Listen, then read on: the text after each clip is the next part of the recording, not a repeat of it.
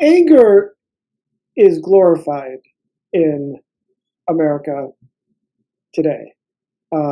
It's glorified in the sense that it's seen as powerful.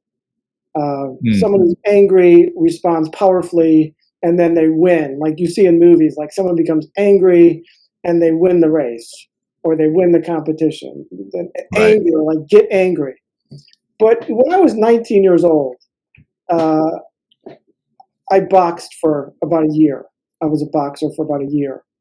And one of the first things I was taught for boxing is don't get angry.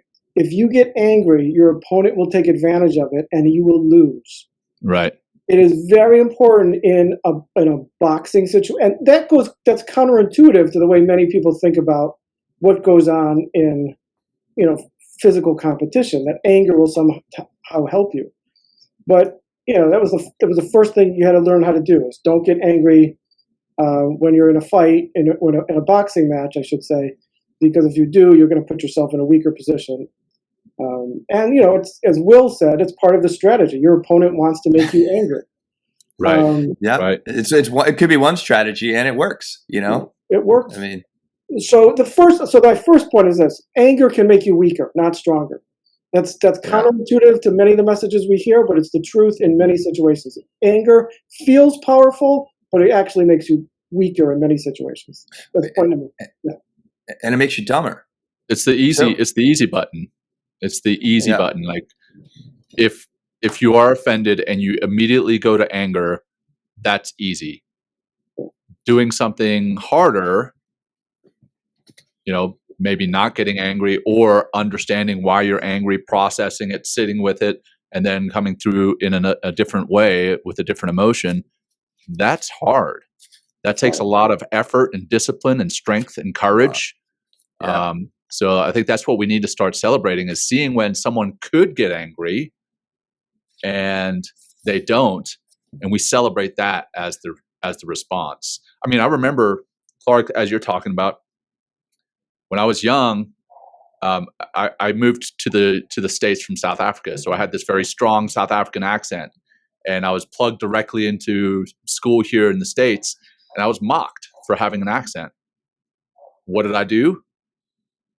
I beat the crap out of other kids that offended me, and I became known as a good fighter, and it built up my ego. But that was the easy button, right? I mean, granted, I was young and my emotional intelligence was next to zero, but that was the easy button.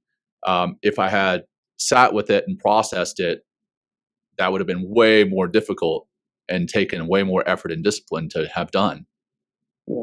Well, the other thing is with discipline, it requires practice. Our capacity not to get angry is not something we can just decide to do if our natural habitual response is to hit the anger button.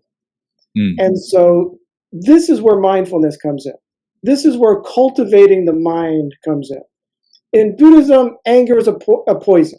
The idea of righteous anger is just not there. Anger is a poison, and it's a poison because it fosters delusion. Yeah. So not to react in anger means that for many of us, that means we have to practice doing something that when a situation that would have gotten us angry in the past will not get us angry today or in the future.